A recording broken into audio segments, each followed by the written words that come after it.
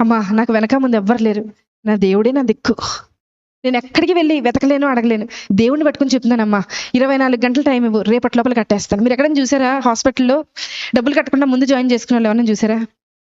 ఆవిడ రిక్వెస్ట్ మేరకు పై డాక్టర్తో రిక్వెస్ట్ చేస్తే జాయిన్ చేసుకున్నాం. సరే ట్రీట్మెంట్ జరుగుతూ ఉంది, చూస్తూ ఉన్నా. మొదటి గంట చూసా, ఆవిడ ఏం చేస్తుంది, ఎవరికైనా మెసేజ్లు పెడుతుందా, ఎవరికన్నా వాట్సాప్లో మెసేజ్ పెట్టి డబ్బులు ఏమన్నా డొనేషన్ లాగా గ్యాదర్ చేస్తుందేమో. మధ్యాహ్నం 11:30కు ఆ సమయంలో అడ్మిట్ చేశాం. 12:30 అవ్వింది. అందరినీ అడిగా, ఆవిడ ఉన్నారు కదా, ఆవిడ ఏం తిన్నారో ఒకసారి అడుగుతారంటే మా నర్సులు అందరూ అన్నారు, మేడం ఆవిడ మోకరించింది, ప్రార్థన చేస్తుంది, అసలు మేము వెళ్తున్నా పక్కకి తప్పుకోవట్లేదు మేడం, మేము అలాగే ట్రీట్మెంట్ చేసి వచ్చేస్తున్నాం అన్నారు. సరే ఆవిడని డిస్టర్బ్ చేయదు. మధ్యాహ్నం 1:30 అయింది, చూశాను ప్రార్థన చేస్తుంది. సాయంత్రం 4:30 అయింది, చూశాను ప్రార్థన చేస్తుంది. రాత్రి 6:30 అయింది, చూశాను ప్రార్థన చేస్తుంది. రాత్రి 9:30 అయింది, చూశాను ప్రార్థన చేస్తుంది. రాత్రి 11:30 అయింది, అంటే ఆవిడ మోకరించి 12 గంటలు అవుతుంది, ప్రార్థన చేస్తుంది.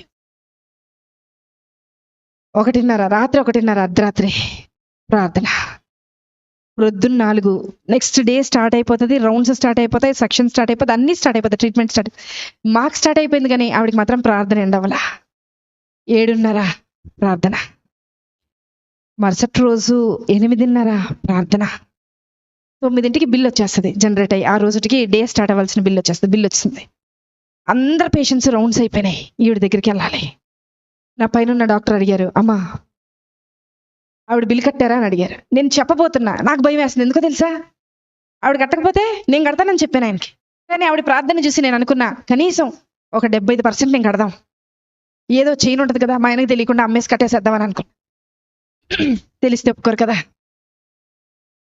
అనుకున్నా. ఆవిడ దగ్గరికి వెళ్తున్నాం, స్థలం లేక స్టెప్స్ కింద పెట్టారు, ఒక స్ట్రక్చర్ వేసి అబ్బాయికి ట్రీట్మెంట్ చేస్తుంది. అక్కడికి వెళ్ళేలోపు, అడుగు అక్కడికి పెట్టేలోపు డాక్టర్ గారు అన్నారు, నా పక్కన డాక్టర్ గారు అన్నారు, మేడం హాస్పిటల్ అని అన్నారు.